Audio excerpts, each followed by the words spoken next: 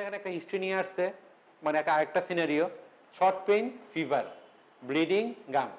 Fever মানে হচ্ছে WC কাউন্টের সমস্যা, ব্লিডিং মানে হচ্ছে প্লাটিহেটের সমস্যা, শর্ট পেইন মানে হচ্ছে একটা ইনফেকশন, পেশেন্ট ইজ টক্সিক, এবং সিভিয়ার এনিমিয়া। এনিমিয়া মানে হচ্ছে হিমোগ্লোবিন কম, মানে একটা হেমাটোলজিক্যালের সব সিস্টেম ধরেছে। যখন একটা হেমাটোলজিক্যালের সব সিস্টেম ধরবে তাহলে বুঝতে হবে পেশেন্ট খুব খারাপ। সোজা কথায়, পেশেন্টের জ্বর আছে, পেশেন্টের এনিমিয়া আছে, ব্লিডিং আছে, ব্লাড সিস্টেম ধরেছে। ব্লাড সিস্টেম ধরেছে, হয় ব্লাডের জন্য ধরেছে, নাহলে বাইরে থেকে অন্য কিছু এসে ধরেছে, সেটা খুব খারাপ। তো এক্সামিনেশনে তার দেখা যাচ্ছে সিভিয়ার এনিমিয়া, লিম্ফোনোপ্যাথি আছে, হেপাটোস্প্লিনোমেগালি আছে।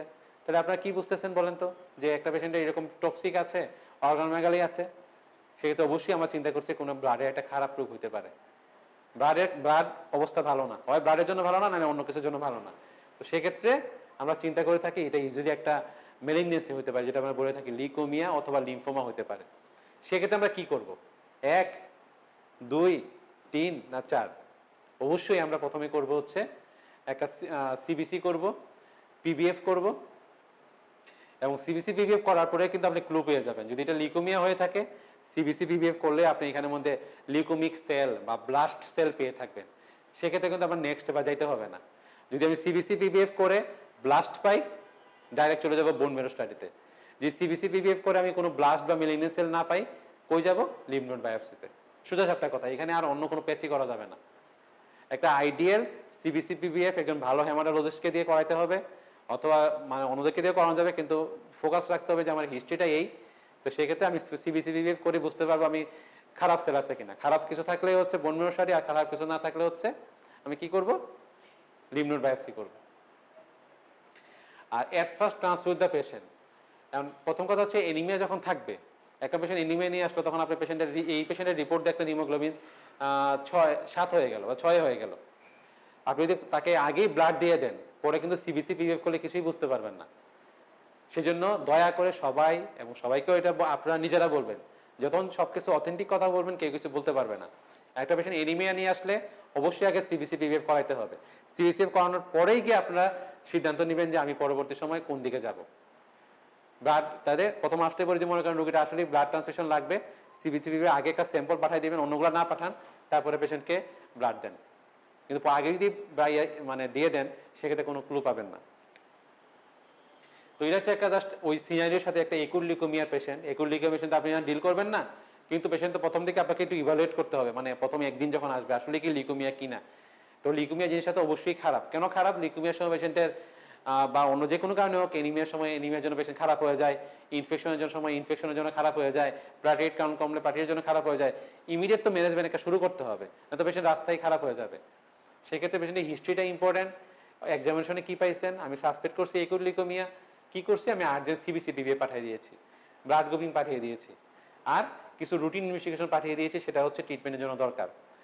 আর বোন মেরো স্টাডি সেটা হচ্ছে তো আরো পরবর্তী সময়, যেটা হচ্ছে টার্সিয়ার কেয়ার হসপিটালে বা একজন হেমাটোলজিস্ট করবেন, কিন্তু এটা আবার পরবর্তী সময়ে প্ল্যান থাকবে। কিন্তু আপনি যদি প্ল্যান একটা লিখে রেখে দেন আপনার কাগজে, তাহলে ডাক্তার বুঝতে পারবে যে আপনি আসলে মাথায় কি চিন্তা করছেন। এবং পেশেন্টকে অবশ্যই অ্যাডভাইস দেবেন হসপিটালাইজেশন, এবং পেশেন্টের কমন কিছু ট্রিটমেন্ট শুরু করে দেবেন। যেহেতু আমার পেশেন্টটা খারাপ, মানে তার এনিমিয়া আছে, টক্সিক আছে, খেতে পারতেছে না, তাহলে অবশ্যই পেশেন্টকে আমি একটা স্যালাইন রাখবো। নর্মাল স্যালাইন কেন রাখি? কারণ নর্মাল স্যালাইন সবসময় হচ্ছে সেফ, প্রেশারটাও মেনটেন করে, প্রেশার যদি সেপটিক শকে চলে যায় সেটাও সে কাভার করতে পারে।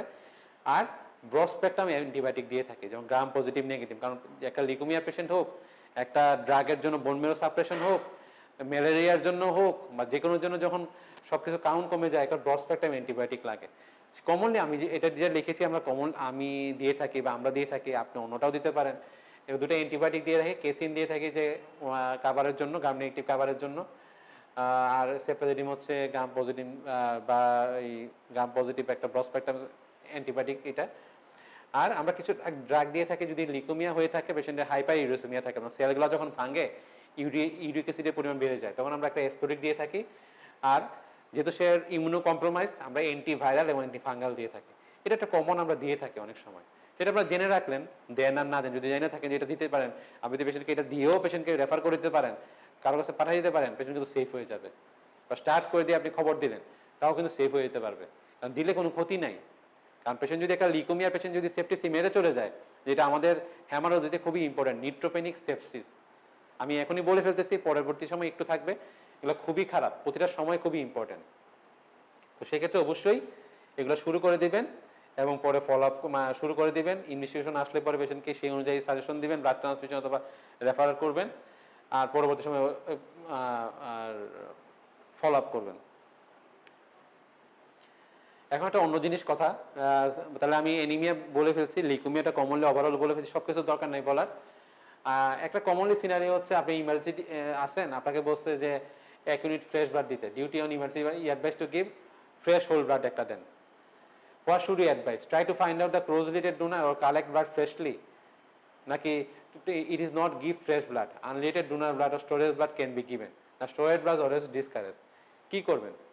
মানে নিকটাত্মীয় খুঁজে বের করেন ব্লাড দেন, নাকি এই মানে স্টোর ব্লাড দেওয়া যাবে না এটা, নাকি ফ্রেশ ব্লাড দিবেন, না অন্য কাছ থেকে দেওয়া যাবে? একটা পেশেন্টের ব্লাড লাগে, ব্লাড লাগলে কি কম, আমি আগেও বলেছি যে একটা পেশেন্টের ব্লাড লাগবে, কি ব্লাড লাগবে, কি কম, হিমোগ্লোবিন কম, আরসিসি দেন। পেশেন্টের প্লাটিলেট কম, প্লাটিলেট দেন। পেশেন্টের ব্লিডিং ডিজর্ডার আছে, প্লাজমা দেন, ক্রায়োপ্রেসিপিটেট দেন। তো যেটা দরকার সেটা দিবেন।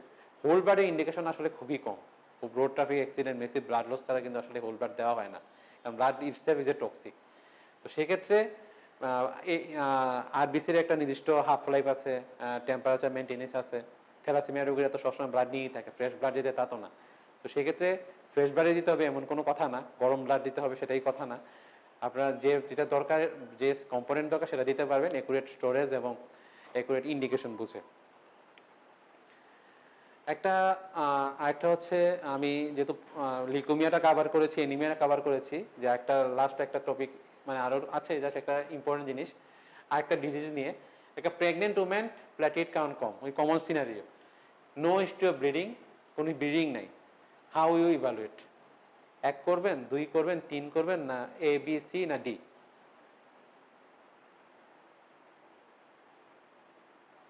অবশ্যই এখানে ক্ষেত্রে আনসার হবে ডি। কেন? একটা পেশেন্টের, এটা ওই বললাম যে আমি একটা পেশেন্টের প্ল্যাটেলেট কাউন্ট কম, তো প্ল্যাটেলেট কাউন্ট কম থাকলেই কি আসলে খুব চিন্তা করতে হবে? পেশেন্ট প্ল্যাটেলেট কাউন্ট কম থাকলে অবশ্যই পেশেন্টকে হিস্ট্রি নিতে হবে, যে আপনার এই এই পরীক্ষাটা কি আগে কখনো করিয়েছিলেন? বলছে না, করি নাই। হিস্ট্রি নেন, পেশেন্টের কোনো কি ফিভার আছে, পেশেন্টের কোনো বডি এক আছে, পেশেন্টের কোনো জয়েন্ট পেইন আছে, পেশেন্টের কোনো ব্লিডিং হিস্ট্রি আছে, পেশেন্টের কোনো ড্রাগ হিস্ট্রি আছে, পেশেন্টের আগেও কখনো এরকম হিস্ট্রি ছিল, পেশেন্ট প্রেগনেন্ট কিনা, পেশেন্টের নিউট্রিশনাল স্ট্যাটাস কি, পেশেন্ট মুখে খেতে পারে কিনা, হিস্ট্রি নিয়ে তখন আমি বুঝতে পারবেন আসলে জিনিসটা কি। ইউজুয়ালি প্রেগনেন্সির সময় দেখা যায় ফিজিওলজিক্যালি প্ল্যাটেলেট কাউন্ট কমতে পারে, সেক্ষেত্রে 70,000 আসলে যে আমি প্রথমেই চিন্তা করবো যে অন্য জিনিস, যে একটা প্ল্যাটেলেট দিয়ে দিব, ব্লাড ট্রান্সফিউশন দিয়ে দিব, এবং 70,000 হচ্ছে প্ল্যাটেলেট কাউন্ট অনেক সময় কমলে আমরা একটা রোগ বলে থাকি, এখনই বলে ফেলবো, এটা আইটিপি, ইমিউনোথ্রম্বোসাইটোপেনিক পারপুরা হয়েছে, স্টেরয়েড শুরু করে দিব, তা না। প্রথম রিপোর্টটা আসলেই try to find out the cause. আপনি যতটুকু পারে কজ মানে ট্রিটমেন্ট শুরু করে দিবেন না। আপনার তো আমরা এই বেসিক ক্লাসটা নেওয়ার মানেই হচ্ছে যে কি করবো, আমি প্লেট কাউন্ট কমলে আমি ভয় পেয়ে যাবো না। সেক্ষেত্রে অবশ্যই আগে কজটাকে, প্রেগনেন্ট ওমেন, সেক্ষেত্রে আমি ফিজিওলজিক্যাল কন্ডিশন হতে পারে, ওয়েট এন্ড সি। যদি দেখা যায় কাউন্ট 50,000-এর নিচে কমে যায়, সেক্ষেত্রে আমরা অন্যান্য কজ সার্চ করার চেষ্টা করব। তো সেম এসুরেন্স করবো, রেগুলার 2 উইকস ইন্টারভ্যালে করবো। প্ল্যাটেলেট কাউন্ট যদি 50,000-এর নিচে কমে যায়, তখন আমি তাকে স্টেরয়েড স্টার্ট করবো। অবশ্যই এক্সপার্ট অপিনিয়নের নিব, আর নিয়ে তখন আমি তাকে plan is maybe need to start steroid my DDA refer to them. সেক্ষেত্রে ওনারাও বুঝবে যে হ্যাঁ, না উনি জিনিসটা বুঝতে পেরেছে, আমি ট্রিটমেন্ট স্টার্ট করে দিই, আবার আপনার সাথে যোগাযোগ করবে। কিন্তু আপনি যদি প্রথমে রিস্ক না করতে পারেন, কি হয়েছে, কোনো লাভ হবে না। এটা বলবো না, এটা যদি আমার এখানে আছে, এখানে একটা পলিসাইথেমিয়ার সিনারিও আপনারা দেখে নেবেন, যে আমি অত সময় সবকিছু বলেছি। এখন বাকি হিমোগ্লোবিন বাড়লেও কি হতে পারে, হিমোগ্লোবিন যদি কখনো বাড়ে, সেক্ষেত্রে আমরা চিন্তা করে থাকি ফিজিওলজি, অনেক সময় দেখা যায় পলিসাইথেমিয়া বলি একে আমরা, ট্রু পলিসাইথেমিয়া, একটা হচ্ছে রিলেটিভ অথবা পলিসাইথেমিয়া, অন্যান্য কারণেও হতে পারে। সেক্ষেত্রে যদি দেখা যায় ইউজুয়ালি হিমোগ্লোবিন বেশি থাকে, এবং যদি দেখা যায় প্লাটেলেট কাউন্ট প্রায় 10 লাখের উপরে থাকে, তাহলে আমরা চিন্তা করে থাকি এটা একটা মায়োলোপ্রলিফারেটিভ ডিজিজ বা একটা মেলিগনেন্সি ডিজিজ হতে পারে। কিন্তু এর আগে অন্যান্য কজ, যে হিমোগ্লোবিন বাড়লে যে আরও কজও থাকতে পারে, যেমন বিভিন্ন ডিহাইড্রেশন হতে পারে, ডায়াবেটিসের কারণে হতে পারে, সেক্ষেত্রে এই জিনিসগুলো চিন্তা করতে হবে আপনাদেরকে।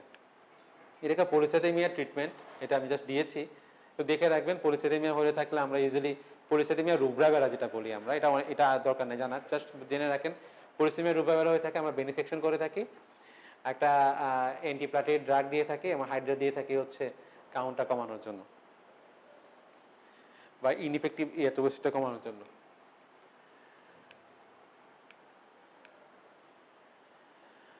আরেকটা কমন এনিমিয়া যেটা হয়েছে আমি বলে ফেলেছি, যে আয়রন ডেফিসিয়েন্সি এনিমিয়া, থ্যালাসেমিয়া, তারপর হচ্ছে লিকোমিয়া একটু বলেছি।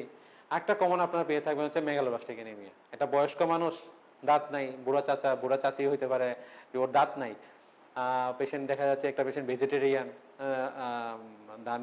ধর্মীয়ভাবে হোক ভেজিটেরিয়ান, বা উনি কোনো মাছ মাংস খায় না, বা দেখা গেছে ওনার আগে একটা পেটে অপারেশন হয়েছে, অথবা দেখা যাচ্ছে ওনার একটা বদহজমের হিস্ট্রি আছে, ওনার দেখা যাচ্ছে একটা পেনক্রিয়াটাইটিসের প্রবলেম আছে, বা কোনো মেলিগনেন্সির প্রবলেম আছে, পেশেন্টের একটা ফ্যামিলি হিস্ট্রিও থাকতে পারে। এনিমিয়া থাকলে আমরা একটা কমন এনিমিয়া হচ্ছে মেগালোব্লাস্টিক এনিমিয়া। মেগালোব্লাস্টিক এনিমিয়া যেটা মানে আছে, যেটা হচ্ছে আমরা কি থাকি মেগালোব্লাস্টিক এনিমিয়াতে, ওই জায়গায় যেমন এমসিবি কমে যায়, মানে মাইক্রোসাইটিক হাইপোক্রোমি, মাইক্রোসাইটিক মানে এমসিবি কমে যায়, এমসিএইচ কমে যায়, এখানে হচ্ছে এমসিবিটা বেড়ে যায়। তবে এটাও খেয়াল রাখতে হবে এমসিবি কখন বাড়লে আমরা আগাবো। এমসিবি এখন জানি না নর্মাল লেভেল কত, সেক্ষেত্রে তো হবে না। এমসিবি একটু বেশি পাইছি সেক্ষেত্রে আমি ভয় পেয়ে যাবো, তা কিন্তু না। ইউজুয়ালি এমসিবি আমরা হচ্ছে 98 এর উপরে, এমসিবি 98 এর উপরে গেলেই আমরা চিন্তা করি এটা মেগালোব্লাস্টিক এনিমিয়া না, ম্যাক্রোসাইটিক এনিমিয়া হবে। মেগালোব্লাস্টিক এনিমিয়া তো পরে অন্য যে মানে চিন্তা করে থাকি সেটা হচ্ছে ভিটামিন বি টুয়েলভ ডেফিসিয়েন্সির জন্য।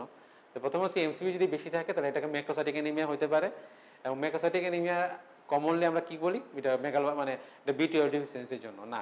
একটু খেয়াল রাখবেন যদি এমসিবি বেশি থাকে, যদি পেশেন্ট অ্যালকোহল খেয়ে থাকে, পেশেন্ট যদি লিভার ডিজিজ থাকে, পেশেন্ট যদি হাইপোথাইরয়েড থাকে, পেশেন্ট যদি কোনো ড্রাগের হিস্ট্রি থাকে, প্রিভিয়াস অ্যাবডোমিনাল সার্জারি থাকে, তাহলে কিন্তু এমসিবি বেশি থাকে। তো সেই ক্ষেত্রে আপনারা খেয়াল রাখতে হবে যে এমসিবি যদি বেশি থাকে, মেগালোব্লাস্টিক মানে বি টুয়েলভ ডিফিসিয়েন্সি বা ফলিক অ্যাসিড ডিফিসিয়েন্সি ছাড়াও অন্যান্য কারণ হতে পারে, সেক্ষেত্রেও সেম এগুলো দরকার নাই। সেক্ষেত্রে আমরা কি করবো, পেশেন্টকে একটা সেম সিবিসি পিভিএফ করবো। পেশেন্টের যেহেতু লিভার ডিজিজ থাকতে পারে, একটা লিভার ফাংশন টেস্ট করবো, পেশেন্টের ফ্যামিলি হিস্ট্রি নিব, এক্সামিনেশন ফাইন্ডিংসে তার কোনো সার্জারি হিস্ট্রি আছে কিনা দেখে নিব, এবং বি টুয়েলভ ফলাইট করতে দিব। যদি চিন্তা করে থাকি মেগালোব্লাস্টিকে নিয়ে বি টুয়েলভ ফলাইটটা করতে দিব। বোন মেরো এগুলো এখন করা দরকার নেই, বোন মেরো ইউজুয়ালি আমরা মেগালোব্লাস্টিক এনিমিয়া থাকলে করে থাকি, এটা দরকার নেই করা। আপনি শুধু খেয়াল রাখবেন যদি এমসি বেশি থাকে, অন্যান্য কারণে হতে পারে, সিবিসি পিভিএফ করবো, একটা লিভার ফাংশন টেস্ট করবো, থাইরয়েড ফাংশন টেস্ট করবো, আর একটা বি টুয়েলভ ফোলেট করবো। তো দেখেন সেম এখানে একটা পেশেন্ট নিয়ে আসছে মেগালোব্লাস্টিক এনিমিয়া নিয়ে আসলে, এখানে অনেক ধরনের ফিচার থাকতে পারে, আপনারা জানেন নিউরোলজিক্যাল ফিচার থাকতে পারে, পেশেন্টের জেনারেশনের উইকনেস, ফেটিকনেস, স্কিন পিগমেন্টেশন নিয়ে আসতে পারে, তো পেশেন্টের স্পাইনাল কর্ডের প্রবলেম নিয়ে আসতে পারে, সেরিবেলার প্রবলেম, এগুলো দরকার না। জাস্ট বলে থাকে অনেক সময় ডিমেনশিয়া নিয়ে আসতে হয়, কমন প্রবলেম একটা বয়স্ক মানুষের ডিমেনশিয়া থাকতে পারে, এটা কিন্তু খেয়াল রাখেন, জাস্ট একটু পয়েন্টগুলো বলা। পেশেন্টের উইকনেস নিয়ে আসছে, টিংনিং নামনেস হয়তো কিন্তু আপনারা জানেন যে এটা কি, সবাই কিন্তু আমরা ইয়ে দিয়ে দিই, নিউরোবেস্ট এগুলো দিয়ে দিই। নিয়ে আসছে পেশেন্টের হিস্ট্রি নিলেন ভেজিটেরিয়ান, কমন হিস্ট্রি, যেটা কঠিন জিনিস তো আর আপনি দেখবেন না, এভরিমিনার সার্জারি আছে, তাহলে মনে চিন্তা করবেন হ্যাঁ তাহলে এনিমিয়া এটা হইতে পারে। এক্সামিনেশন করছেন, স্কার মার্ক পাইছেন, একটু সেন্সেশন দেখে নিলেন পায়ের, তো ক্লিনিক্যালি চিন্তা করছেন এটা হচ্ছে মেগালোব্লাস্টিক এনিমিয়া। তখন আমরা কি করলাম, সিবিসি পিভিএফ করতে দিলাম, বি টুয়েলভ লেভেল করতে দিলাম, সিরাম ফোলেট লেভেল করতে দিলাম, ওই থাইরয়েড প্রোফাইল বললাম, এগুলো করতে দিলেই মোটামুটি কিছু কারণ পেয়ে যাব। তখন আমরা কি ট্রিটমেন্ট দিয়ে থাকি, বি টুয়েলভ ডেফিসিয়েন্সি যদি আসলেই থেকে থাকে, সেক্ষেত্রে আমরা কি থাকে, ইনজেকশন সায়ানোমিন দিয়ে থাকি, সায়ানোকোবালামিন। এখানে ডোজ শিডিউল দেওয়া আছে, প্রথমে হচ্ছে 1 এমপুল আইএমডি, 2 থেকে 3 ডোজ ইন্টারভেল 6 ডোজ, তারপরে 1 এমপুল প্রতি 3 মাস পর পর চলবে। আর সাথে ফলিক অ্যাসিড জিনিসটা কনকর্মেন্ট থাকে, সেজন্য আমরা ফলিসনটাও দিয়ে থাকি। যদি কোনো কারণে দেখা যায় যে সায়ানোমিন বা এগুলো না পাওয়া যায়, পেশেন্ট যদি ওরাল খেতে পারে, সেক্ষেত্রে ওরালও দিতে পারেন, কিন্তু জানেন তো অনেক সময় জিআই প্রবলেমের জন্য ড্রাগ অ্যাবজর্পশন না হতে পারে, ইনজেক্টেবল দিলে বেটার। যদি সেটা না দিতে পারেন অবশ্যই ওরাল ড্রাগ দিবেন। একটা জিনিস খেয়াল রাখবেন, বি টুয়েলভ মানে সায়ানোকোবালামিন দেওয়ার সময় অবশ্যই ফলো আপে সিবিসি, সিরাম পটাশিয়াম এবং সিরাম আয়রন দেখে নিতে হবে, কারণ অনেক সময় দেখা যায় কনকোমিনের আয়রন ডিফিসিয়েন্সি এনিমিয়াও থাকে মেগালোব্লাস্টিক এনিমিয়ার সাথে। তাহলে যদি আয়রন ডিফিসিয়েন্সি এনিমিয়ার সাথে মেগালোব্লাস্টিক এনিমিয়া, দুইটা জিনিস কিন্তু আয়রন ডিফিসিয়েন্সি এনিমিয়া মেগালো যদি কমন থাকে, অনেক সময় দেখবেন যে পিভিএফ আমরা কমেন্ট করি ডাইমরফিক এনিমিয়া। আরেকটা জিনিস খেয়াল রাখতে হবে, আপনি ট্রিটমেন্ট দিচ্ছেন, পেশেন্টকে তো অ্যাডভাইস দিতে হবে। তো যদি ট্রিটমেন্ট দেওয়ার পরে কিন্তু ইউজুয়ালি পায়ের শিন বা ভাব এগুলো একটু কমতে সময় লাগে, এটা বলে দিবেন। তো এই হচ্ছে আমার যে হেমাটোলজির বিষয়গুলোর মধ্যে সবচেয়ে বেশি ইম্পর্টেন্ট টপিকগুলো, যেটা হচ্ছে একটা আয়রন অ্যানিমিয়া কীভাবে করবো, পেশেন্টের একটা মেগালোসিক অ্যানিমিয়া কীভাবে আমি একটু ইন্টারভেনশন করবো, সেই জিনিসগুলো। এখন একটা কমন জিনিস, আমি বেশি যে যাবো না, একটা ইউরেটার লেগ সোলিং নিয়ে আছে। তো আপনারা কী চিন্তা করবেন? ইউরেটার লেগ সোলিং কমন, সবাই জানেন, একটা সেলুলাইটিস, একটা হচ্ছে ডিপ ভেন থ্রম্বোসিস কমনলি। অন্যান্য জিনিস বিভিন্ন হইতে পারে, পাইলোরিয়াসিস বা লিম্ফেডেমা, কিন্তু কমনলি সেলুলাইটিস ডিবিটি চিন্তা করলে আমার অনেক কিছু সেফ হয়ে যাবে। ডিবিটি যদি চিন্তা নাই করতে পারি, সেক্ষেত্রে দেখা যাবে ডিবিটি থেকে পালমারি এমবোলিজম হয়ে পেশেন্ট মানুষের মারা যাবে। তো সেক্ষেত্রে ইউরেটার লেগ সোলিং থাকলে অবশ্যই আপনারা ইভালুয়েশন করতে পারবেন, কিন্তু কমন ডিটেল চিন্তা করে থাকবেন। এটা আমি বলেছি, ডিবিটি commonly cellulitis, lymphatic obstruction, calf muscle haematoma, venous obstruction, এত কিছু দরকার নাই। যদি ডিবিটি যদি দেখেন যে পেশেন্টের একটা ইউনিলেটারাল কমন প্রলং ট্রাভেলের হিস্ট্রি আছে, সার্জারি হিস্ট্রি আছে, ডিবিটি হইতে পারে, সেলুলাইটিস মানে পেশেন্ট ইনফ্লামেশনের ফিচার আছে, একজনের ফাইনিসটা এখন তো বললাম না। আর যে কোনো ডিবিটি পেশেন্ট, যে কোনো ইউনিলেটারাল লেগ সোলিং আসলে পেটে একটু হাত দিন। অবশ্য দেখা যায় এখানে লিম্ফ নোড থাকে, পেটে চাকা থাকে, এর জন্য কিন্তু তখন আপনি কিন্তু বুঝে ফেলতে পারবেন পেটে চাকা থাকলে চাকার অবস্ট্রাকশনের জন্য লিম্ফ নোড পা ফুলে গেছে, তখন আননেসেসারি পরীক্ষা করতে হয় না। সেটা একটু অ্যাবডোমেনটা দেখে নেবেন। আর সেলুলাইটিস তো আপনি দেখবেন সেলুলাইটিসের জন্য তো বুঝতেই পারবেন যে পা ফুলে আছে, লাল হয়ে আছে এবং কোনো একটা ইনফেকশনের সোর্স আছে। তো সেটা একটু হিস্ট্রি আলাদা করে নিতে পারলে কিন্তু আপনারা বুঝতে পারবেন। কারণ যদি সেলুলাইটিস হয়, ডিবিটি হলে আপনি শুধু চিন্তা করলেই হবে যে ডিবিটি হয়েছে, রেফার করতে পারবেন। কিন্তু সেলুলাইটিস হলে কিন্তু আপনি ট্রিটমেন্ট দিয়ে দিতে পারবেন। যে কোনো একটা সেফোরক্সিম, যেমন ফিউরোসেপ 500 বিডি করে, অথবা সিভিয়ার ইনফেকশন হলে 500 বিডি করে 7 দিন, অথবা ফ্লুক্লোরাসিলিন, অথবা কম্বিনেশনও দিতে পারেন, বেড পা ইনহিবিশন করে রাখতে পারেন। কিন্তু একটা জিনিস হচ্ছে, যদি সেলুলাইটিসের সাথে যদি কোনো সময় মনে করেন ডিবিটি হইতে পারে, তো সেক্ষেত্রে অবশ্যই সেলুলাইটিস তো জন্য কোনো পরীক্ষা দরকার পড়ে না। কিন্তু যদি ডিবিটি যদি চিন্তা করেন আমি ডিবিটিটা একটু এক্সক্লুড করে নিব, সেটা আপনি করতে পারেন। সেটা করার জন্য আমরা অনেক সময়, যেটা আপনার যদি অ্যাভেলেবল থাকে না, তো আপনি রেফার করে দিবেন। আমরা অনেক সময় ডি ডাইভার করে থাকি। একটা হচ্ছে অনেক সময় এটা অ্যাভেলেবল এখন সব জায়গায় হয়ে গেছে, আল্ট্রাসোনোগ্রাফি করে থাকি, ডুপ্লেক্স আল্ট্রাসোনোগ্রাফি করে থাকি, যেটা দিয়ে তারা বুঝতে পারে যে কোনো জায়গায় কোনো ব্লক আছে কিনা।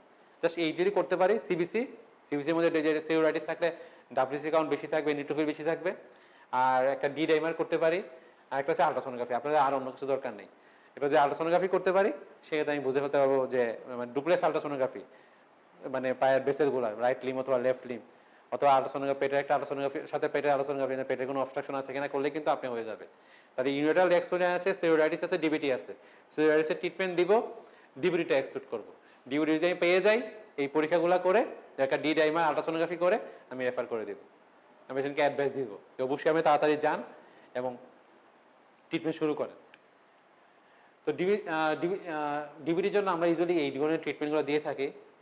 যদি জেনে রাখলেন, যদি দিতে পারেন, একটু কষাসে দিতে হবে না, অবশ্যই একটা স্পেশালিস্ট অপিনিয়ন নেবেন। ডিবিটির জন্য আমরা কমনলি যেটা হয়ে থাকে, লো মলিকুলার হেপারিন ব্যবহার করে থাকি অনেক সময়, তারপরে হচ্ছে ওরাল অ্যান্টিকোয়াগুলেন্ট ব্যবহার করে থাকি, লেগ ইলিভেশন ব্যবহার করে থাকি এবং পেইন কিলার দিয়ে থাকি। অনেক সময় থ্রম্বোলাইসিস করে থাকি, যেমন লাইফ থ্রেটেনিং কন্ডিশন থাকে।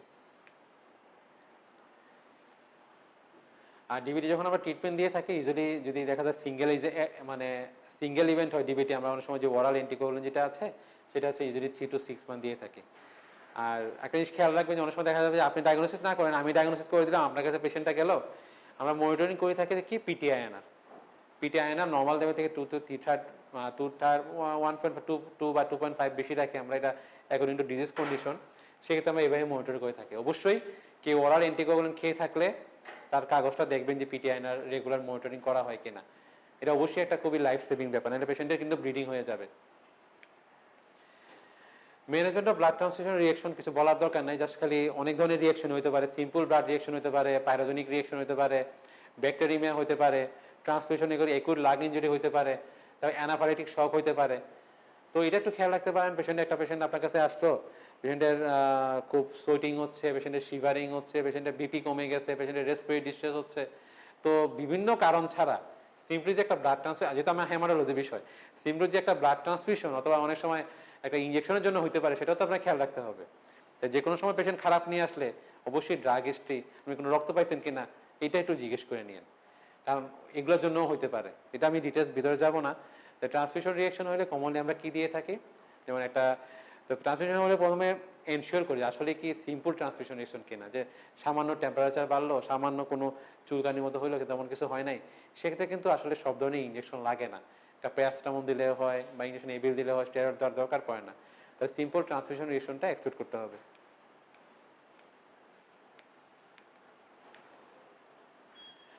আরেকটা যেটা আমি আগেও বলেছি যে আইটিপি, মানে আমি এর সময় সব বিয়ের সময় বলেছি প্লাটিলেট কাউন্ট কম, তো প্লাটিলেট কাউন্ট যদি কমে যায় সেক্ষেত্রে কি হয়, প্লাটিলেট মানে পারপুরা, মানে জাস্ট বলি যে পারপুরার সাথে প্লাটিলেটের সম্পর্ক অনেক বেশি। পারপুরা মানে হচ্ছে শরীরে লাল লাল লাল লাল দাগ পড়ে যাওয়া। হঠাৎ করে একটা পেশেন্ট আপনার কাছে আসে শরীরে লাল লাল লাল লাল দাগ, যেটা আমরা বলি পেটিচি পারপুরা, অথবা পেশেন্ট একাইমোসিস নিয়ে আপনার কাছে আসতে পারে। সেক্ষেত্রে আমরা কি চিন্তা করে থাকি, অবশ্যই একটা লাল লাল শরীরে দেখলেন দেখে পেশেন্টকে রেফার করে দিবেন তা না। আপনি যদি ইনিশিয়াল একটা সিবিসিপি করেও একটা কমেন্ট দিয়ে দিতে পারেন যেটা এটা হইতে পারে, তো বুঝবে না আমি পেশেন্টটা দেখেও আমি আপনার কাছে রেফার করতে পারবো, যে পরবর্তী সময় আপনার কাছে ফলো আপ করবে। যদি পেশেন্ট অনেক দূরে থাকে সেক্ষেত্রে আপনার প্রেসক্রিপশনটা, কাগজটা কিন্তু খুবই ইম্পর্টেন্ট। একটা রিপোর্ট দেখা যায় আমরা পেশেন্ট করাইলো, রিপোর্টটা দিয়ে সঙ্গে সঙ্গে আমরা কেউ কাছে পাঠিয়ে দিই। আপনি যদি একটা ছোট করে সুন্দর করে একটা নোট লিখে দেন, সবাই কিন্তু আপনাকে আবার বলবে যে না ঠিক আছে ওনার কাছে যান, ওনাকে দেখান। তারপরে হয়েছে কি চিন্তা করব, এই এখন ঢাকা যদি বলে যে এলাকা ভিত্তিক, হ্যাঁ একটা পারপোরা নিয়ে আসছে, এখন বৃষ্টির সিজন হচ্ছে, তাহলে অবশ্যই পেশেন্টকে জিজ্ঞেস করবো জ্বর আছে কিনা, আপনার বাসা কোথায়, মশা বা ব্রিডিং প্লেস কেমন আছে। সেক্ষেত্রে আমি চিন্তা করতে পারবো অবশ্যই তাহলে জ্বর কেমন কম, তাহলে পেশেন্টের নিশ্চয়ই ডেঙ্গু হতে পারে কমনলি, তাহলে এটা এলাকা ভিত্তিকটাও ইম্পর্টেন্ট, হিস্ট্রিটা খুবই ইম্পর্টেন্ট। তাহলে এই পারপোরাটা প্লেটেট কাউন্ট কমার জন্য হয়ে থাকে, তো ইউজুয়ালি প্লেটেট কাউন্ট কমার জন্য পারপোরা হয়ে থাকে, যেটা হচ্ছে কালার চেঞ্জ হয়। অনেক সময় ভাস্কুলারিটিসের কারণেও হয়ে থাকে, কিন্তু ভাস্কুলারিটিসের কারণে যেটা হয় পারপোরাটা, যেটা কালার চেঞ্জ হয় না, ইচি থাকে এবং পালপেবল থাকে। তো কমনলি পারপোরা কি হয়, আইটিপি, এনিমিয়া, লিকোমিয়া, ওই যে অনেক সময় এইচএসপি, এনোসিন পারপোরা, ভাস্কুলারিটিস বিভিন্ন কারণে। কিন্তু আপনারা যেটা খেয়াল রাখবেন এটা হচ্ছে ডেঙ্গু ফিভার, সেপ্টিসেমিয়া, ডিআইসি, মানে বিভিন্ন কারণেই যে হইতে পারে সেই জিনিসটা খেয়াল রাখতে হবে। এবং এই বিভিন্ন কারণগুলোও কিন্তু আপনারা জাস্ট হিস্ট্রি, এক্সামিনেশন, তারপরে নিয়ে আসছে জ্বর, জয়েন্ট পেইন, অর্গানোমেগালি এগুলো আছে কিনা, কনজারটিভ হেমোরেজ আছে কিনা, এটা সিবিসি পিবিএফ করলেই কিন্তু বুঝে ফেলতে পারবেন আসলে এটা কি ডেঙ্গুর সাসপেক্ট দিয়ে যাচ্ছে, নাকি এটা লিকোমিয়ার দিকে যাচ্ছে, না ভাস্কুলার দিকে যাচ্ছে, এটা কিছুটা আজ করা যাবে। তারপরে আপনারা মোটামুটি একটা ডিডি লিখে ইয়ে করতে পারবেন। তো সেক্ষেত্রে পারপোরা থাকলে আমি সেটা বললাম যে কমন পরীক্ষা সিবিসি পিবিএফ করবো, একটা কোয়াগুলেশন প্রোফাইল করবো। আপনি জানেন যেহেতু ব্লিডিং হচ্ছে না, কোয়াগুলেশন প্রোফাইল অবশ্যই করাবেন। ইউরিনারি করবো, কারণ ভাস্কুলারিটিস থাকলে দেখা যায় প্রোটিনিউরিয়া থাকে, লিভার ফাংশন টেস্ট করাবো, এগুলো করে নেব। সেকেন্ড লাইন এগুলো আমরা করে থাকি, যেগুলা জাস্ট জেনে রাখলেন কি কি আমরা করে থাকি। তো একটা হচ্ছে হেমোলাইটিক এনিমিয়া, মানে বিভিন্ন জিনিস, খালি শুধু এটা খেয়াল রেখে থাকেন পেশেন্টে এনিমিয়া আছে, সাথে জন্ডিস আছে।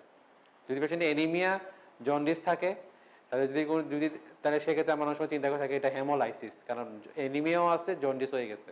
তাহলে একটা টার্ম হচ্ছে হেমোলাইটিক এনিমিয়া। এত কিছু দরকার নাই, শুধু খেয়াল রাখবেন যে হেমোলাইটিক এনিমিয়া যদি হয় সেক্ষেত্রে হচ্ছে কিছু কারণ আছে, যেটা হচ্ছে মানে ইমিউনো কারণে, মানে ইমিউনো হচ্ছে বডির ইমিউনিটির কারণে হয়ে থাকে, যেটা হচ্ছে নিজের নিজের মানে নিজের ইমিউনিটির কারণে হতে পারে, অথবা বাইরের থেকে কিছু এসে মানে অ্যাটাক করতে পারে। একটা হচ্ছে নন ইমিউনো, কোনো ইমিউনো সিস্টেম এখানে ইনভলভ নাই। তাহলে হেমোলাইটিক অ্যানিমিয়া হইলে কমন কিছু কজ আছে, সেটা যেমন ব্লাড ট্রান্সফিউশন যদি দিয়ে থাকে, যেমন বললাম অন্য বাইরেতে দিলে হেমোলাইটিক অ্যানিমিয়া হতে পারে, বিভিন্ন মেলিগনেসির কারণে হেমোলাইটিক অ্যানিমিয়া হতে পারে, তারপর হচ্ছে আমাদের ম্যালেরিয়া ইনফেকশনস কারণে অনেক সময় হেমোলাইটিক অ্যানিমিয়া হতে পারে। এই জিনিসগুলো চিন্তা করতে হবে।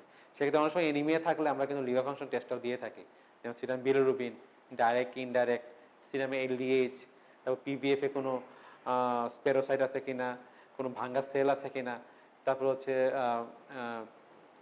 এইগুলো দিয়ে থাকে দেখা যায় যে আমরা বুঝতে পারি আসলে কি কি হতে পারে এমন না।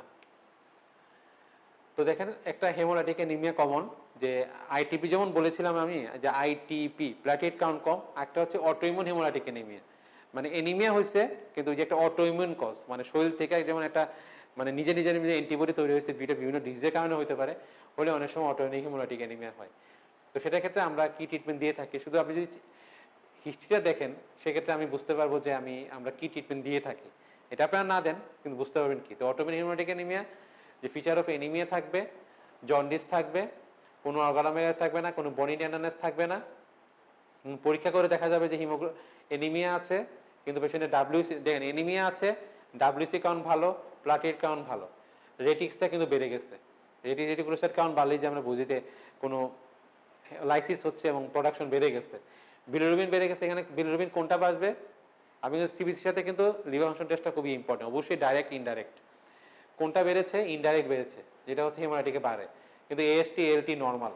সেক্ষেত্রে দেখা যাচ্ছে আমরা কি একটা কি করে থাকি অনেক সময় ইউরিনারি করে থাকি উইথ ইউরোবিলিনোজেন।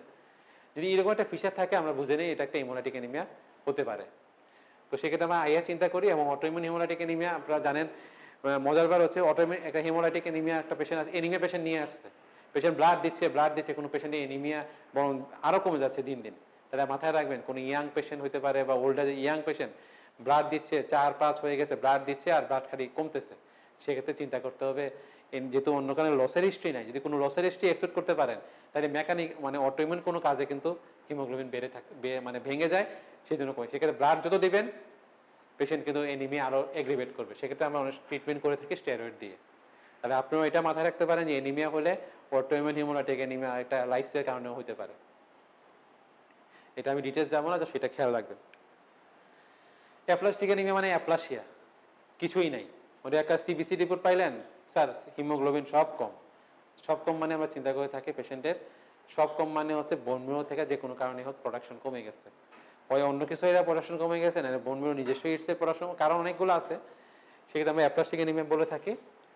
তো এটা হচ্ছে একটা চার্ট, যেখানে আমরা অ্যাপ্লাস্টিক অ্যানিমিয়া থাকলে ভাগ করে থাকি সিভিয়ার, ভেরি সিভিয়ার, নন সিভিয়ার ভাগ করে থাকি। তাহলে অ্যাপ্লাস্টিক অ্যানিমিয়া থাকলেই আসলে খারাপ।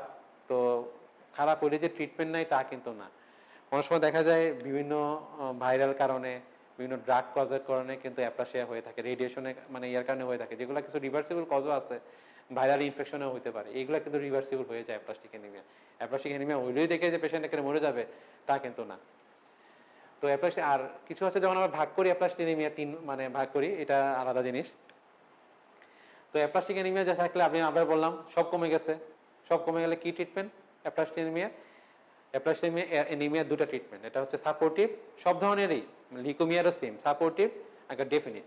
অ্যাপ্লাস্টিক অ্যানিমিয়া যদি ইয়াং এজ পেশেন্ট হয়, লেস দেন 50 ইয়ার্স বলে থাকি আমরা, বা 60 ইয়ার্স যদি এটা হয়ে থাকে, তো আমরা বলে দিতে বোন মেরো ট্রান্সপ্লান্টেশন।